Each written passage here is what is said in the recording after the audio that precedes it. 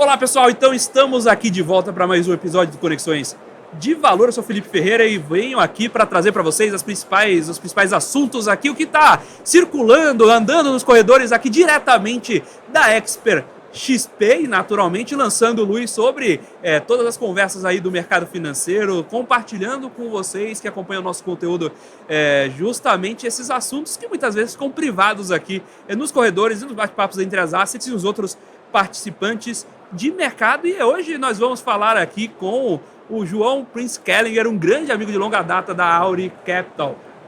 João, prazer recebê-lo aqui. Obrigado, agora Felipe, Casa Nova, né?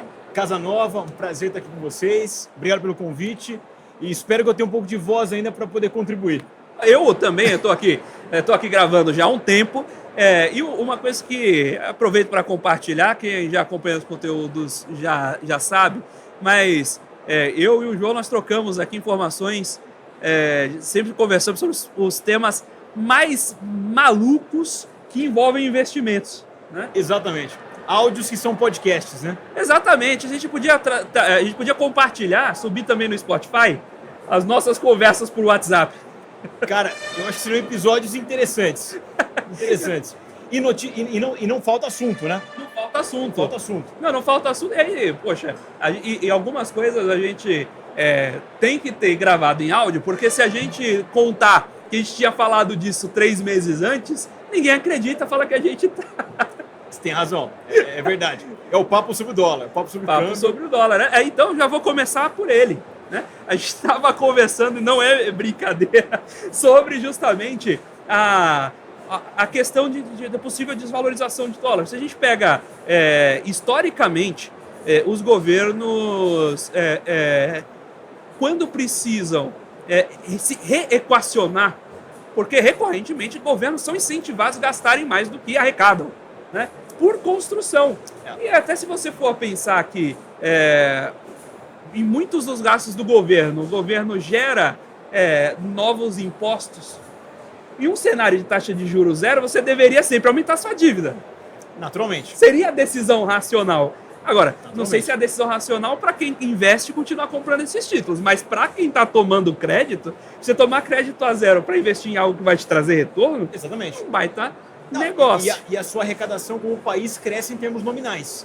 Ou seja, se tiver inflação, você cresce nominalmente, o custo do seu capital fica parado em zero. Então, quer dizer, a sua dívida PIB, apesar do estoque de dívida crescer, a sua dívida PIB não cresce ou decresce. Quer dizer, você começa a pagar a dívida com a inflação. E aí você tem o governo. Percebam que a gente vai construindo, quase que por teoria dos jogos, um modelo em que o governo é incentivado a gastar mais do que ganha e resolver esse problema com inflação. Exatamente. Como é que trava essa roda? Olha, eu diria que com incentivos. Apesar de ser muito difícil a gente travar dessa maneira. Mas tem um conselho do Warren Buffett, que ele deu há muito tempo atrás uma entrevista,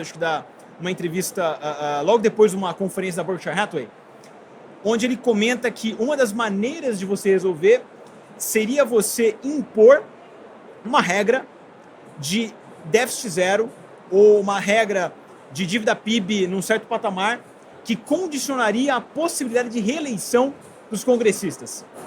Se você condicionar o déficit zero para reeleição, você alinha os incentivos, né? Você freia um pouco essa vontade do governo de sempre rodar um déficit, de aumentar a dívida e eventualmente pagar com inflação.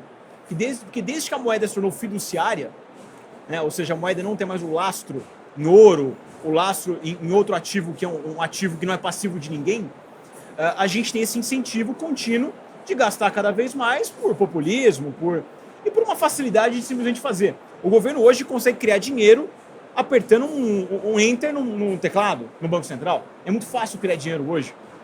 Então, acho que seria alinhando incentivos. Mas, apesar de ser pouco provável que isso aconteça. Então, a gente tem que desenhar um cenário onde eles vão tentar resolver o problema da maneira como sempre resolveram. Talvez com inflação, depreciando a própria moeda. É uma maneira mais fácil de pagar a dívida.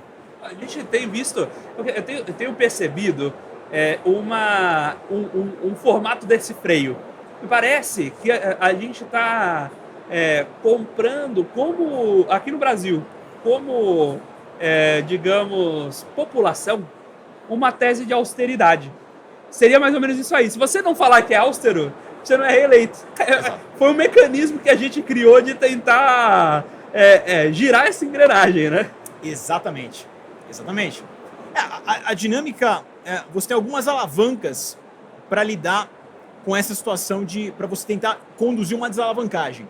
Uma delas é a austeridade, é extremamente impopular para um governo, ela se faz necessária em alguns momentos, ela é uma alavanca que tem um efeito deflacionário muitas vezes, e você tem a alavanca ali de impressão de moeda, que é inflacionária, e você tem a alavanca de reestruturação de dívidas, que também é deflacionária. Então, o governo ele deveria levar isso a algum equilíbrio. As alavancas deflacionárias e as alavancas inflacionárias, para você conduzir a desalavancagem com o intuito de chegar numa dívida PIB mais estável. É uma tarefa difícil, dificílima. Eu acho que o dólar hoje, o que a gente viu com o dólar hoje, me parece um sintoma do início de desalavancagem, conduzida via uma depressão de moeda. Em outras palavras, inflação. Inflação, exatamente. E faz todo sentido para eles. Se a gente parar para pensar, a dívida PIB hoje americana, acima de 120% do PIB, com juro acima de 4%, que é diferente do que a gente via nos últimos 10, 15 anos, que era um juro perto de zero, você via um PIB crescendo, o estoque da dívida crescia, mas a relação dívida-PIB não crescia. Agora, com o juro crescendo, com o juro em 4, 5%, a rolagem da dívida vai ser custosa. Então, uma maneira natural do governo tentar lidar com essa situação, além da austeridade, que é extremamente impopular, muito provavelmente, eles vão permanecer o déficit ali como perto de onde está, ou com as tarifas, talvez reduzir um pouquinho temporariamente, que essa é uma outra discussão, né? Se a tarifa gera um efeito de longo prazo, normalmente não, é um efeito de curto prazo. Então o déficit ele continua, talvez numa escala um pouco menor, e a maneira de você endereçar esse problema é você reduz provavelmente os juros nominais para um patamar onde o juro real fica perto de zero e você deixa o PIB crescer nominalmente. Ou seja, a inflação e o crescimento faz o PIB crescer, o seu juro da dívida real está perto de zero, então a velocidade de crescimento da dívida é muito menor do que a do PIB. Em outras palavras, você paga com inflação. Qual é o efeito disso? Uma moeda depreciando. Então, nesse cenário de depreciação de moeda, normalmente faria sentido você ter ativos que não são passivos de ninguém. O Ray Dalio tem falado sobre isso, né? Ter ativos que não são passivos de ninguém. Agora, a discussão é quanto pode acontecer?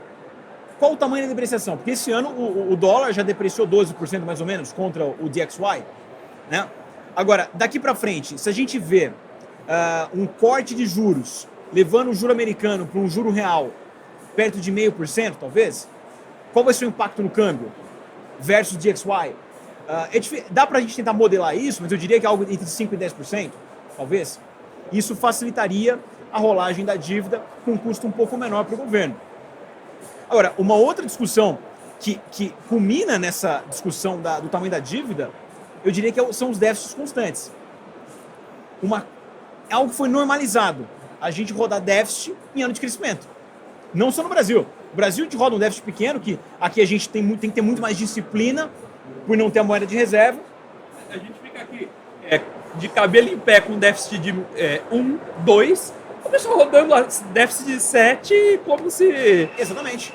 Em ano de crescimento econômico. Né? Então, quer dizer, foi normalizado rodar um déficit lá fora de 5, 6, 7% do PIB num ano de crescimento. Onde, se a gente observar o que deveria ser feito em tese, seguindo a teoria, talvez a teoria de Keynes, né? Que você usaria o déficit para você suavizar ciclos. Então você gasta um pouquinho mais no momento de dificuldade e você economiza no momento de bonança. Você deveria suavizar os ciclos. A gente pode discutir se está certo ou não, mas parece natural imaginar que rodar déficit todo ano não é razoável. Mesmo nas teorias expansionistas, isso não é coerente. Não é coerente. Não precisa nem ir para a escola austríaca. A gente pode ficar até na escola ortodoxa, que a gente deveria haver uma suavização de ciclo nesse momento. Agora, por outro lado, existem economistas, algumas pessoas que defendem que esse déficit que está sendo rodado todo ano, ele está virando lucro de empresas. Tem teorias sobre isso. Então, esse déficit está indo para algum lugar. E pode ser lucro de empresa. Essa é uma teoria, é uma possibilidade. Mas, de novo, eu prefiro voltar para a razoabilidade. Imaginar, gastar mais do que você ganha todo ano, de maneira contínua, e achar que nunca vai acontecer nada, me parece algo leviano. Agora, a partir desse ponto, trazer uma provocação aí. Vamos lá. Por que os países fazem comércio em dólar? Essencialmente porque você confia mais, em média, na moeda americana do que na sua e do seu parceiro.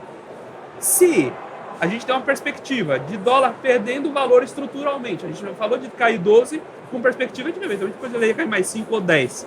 Pô, a gente está falando de uma perda de valor de 20% em uma janela de 1 ou que seja 2 anos. Pô, isso poderia ser uma provocação muito maior do que qualquer outra que a gente estava vendo para países quererem negociar fora do dólar. Poderia. Será que é por isso, então, já antecipando essa perspectiva, que começaram as discussões comerciais? Porque os Estados Unidos foram historicamente exportadores de dólar. Sim, sim.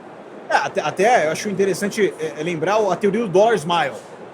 Quando está tudo muito bom no mundo, normalmente a locomotiva, desde o pós-guerra até agora, a locomotiva foi a América e funcionou como um aspirador de pó de dinheiro que trouxe dinheiro para a América e fortaleceu o dólar. Quando está tudo muito ruim no mundo, normalmente o pessoal foge para a segurança.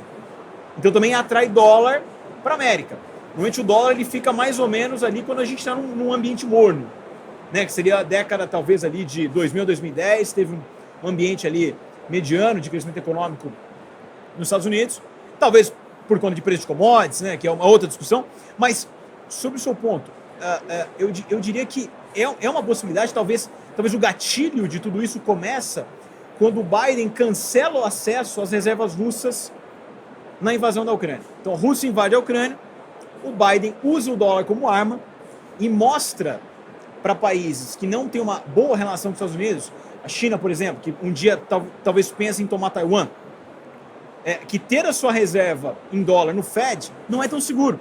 Então o porto seguro do dólar foi demonstrado pelo Biden que não é de fato um porto seguro, como todo mundo interpretava que era. Eu diria que começa aí uma fagulha de desconfiança. E na minha visão, a desconfiança ela é alimentada pela maneira como eles continuaram gastando e crescendo a relação dívida-PIB, rodando déficits contínuos e agora, talvez também um pouco nissificada pela maneira como o Trump endereçou as tarifas.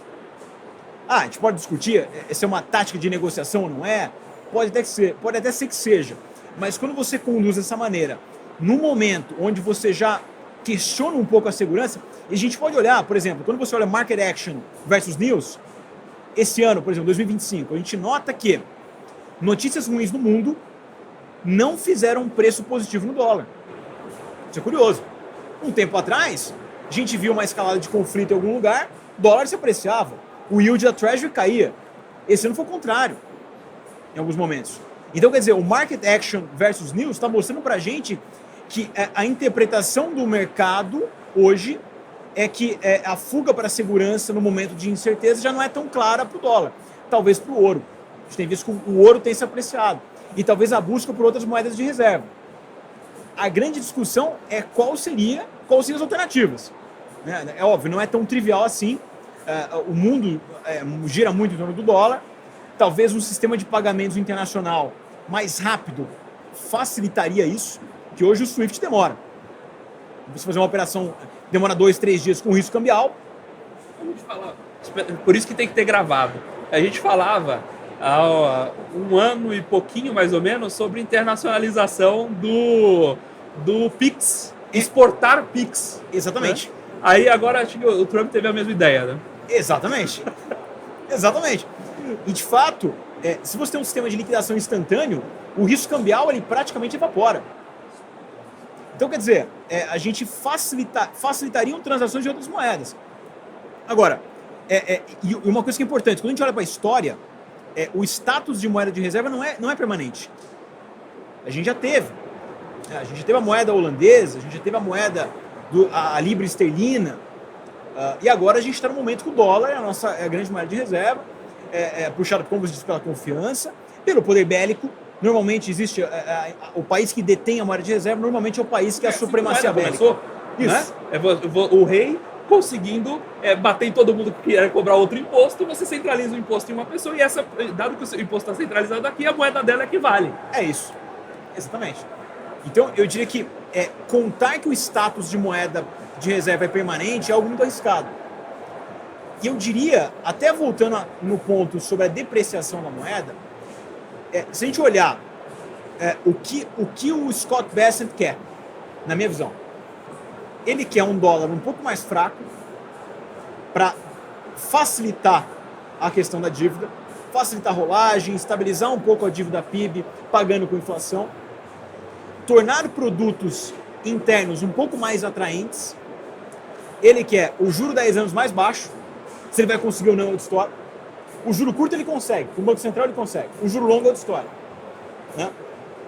E petróleo mais baixo, custo de energia mais baixo. Então são três vontades que eles têm. A gente pode discutir se eles vão conseguir ou não. O dólar mais fraco eles estão conseguindo.